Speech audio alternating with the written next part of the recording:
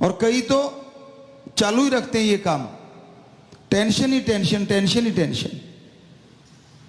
एक राम नाम का जाप करने वाले एक सत्संगी को चाहिए बजाय टेंशन के सुमरन करे, चलते बैठ के लेट के काम धंधा करते, यकीन मानो बड़ी से बड़े परेशानी से निकलने का हल आपको आपके अंदर से मिल जाएगा। किसी से राय भी नहीं लेनी पड़ेगी, क्योंकि राम सबके अंदर है। वो ओम, वो दाता, अल्लाह कहो परमात्मा, सबके अंदर रहता है। और कई लोग इन सब चीजों से पढ़ के कड़ जाते हैं। पढ़ के कड़ना, हद से ज्यादा ओवर कॉन्फिडेंस मान लेना अपने आप को।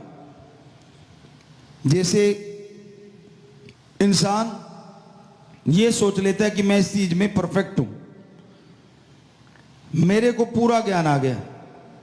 जी नहीं, रोजाना नई नई खोज हो रही हैं और उन खोजों से रोजाना नए आविष्कार हो रहे हैं, जिसमें मानवता के भलाई के लिए, सृष्टि के फायदे के लिए भी हैं और खात्मे के लिए भी हैं। दोनों तरह के आविष्कार होते जा रहे हैं। तो अगर आप अच्छा नेक इंसान हो तो आप एक टेम्परेरी मुखौटा ओढ़ लेते हैं, वो नहीं ओढ़ना चाहिए, दिखावे के लिए अच्छा बनना।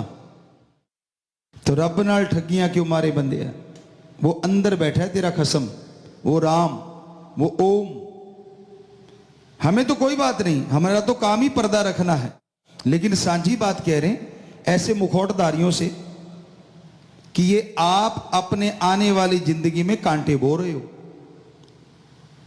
क्योंकि दिखावे में दिखाना कि भाई मैं तो भक्त हूं, और बाद में पाप कर्म करना या मनमता करना या बुराइयां करना या बुराइयां देखना या बुराइयां सुनना।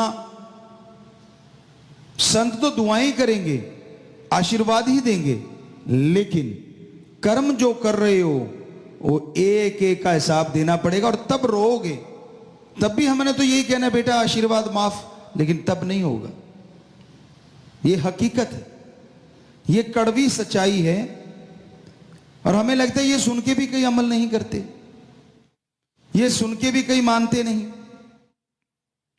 उनको ये लगता रहता है कि मैं अपनी जगह सही हूं, मैं जो करता हूं वो ठीक है, बाकी जो करते हैं वो गलत है। तो ये आपकी सोच हो सकती है, आपके विचार हैं। सच्चाई तो ये है कि आप ये जो डबल दोगलापन कर रहे हैं, ये आप अपने जीवन में कांटे बो रहे हैं। जब चुनने पड़ेंगे तब रोना मत, ये हकीकत है। दिखावा, आदमी खुश हो सकता है, पर वो ओम हरि राम किसी के दिखावे में नहीं आता।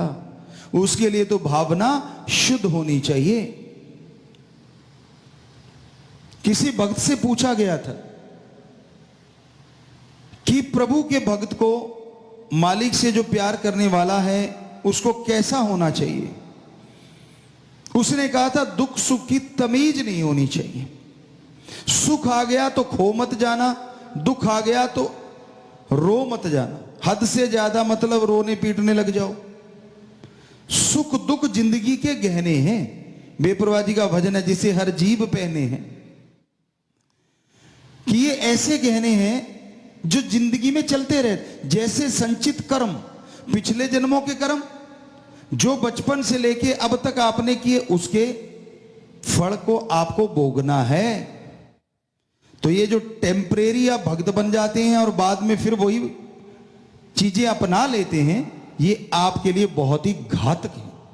इसका मतलब आप भगवान को कुछ समझते ही नहीं। और जब वो भोगना पड़ा, हो सकता है चारपाई नसीब हो सकता है व्हील चेयर पे लेटना पड़े, क्या पता क्या हो जाए, ये तो राम जी जानते हैं। क्योंकि आपके कर्मों का बोझ हर जीव को उठाना पड़ता है, ये हमारे पवित्र वेदों में बताया हुआ है।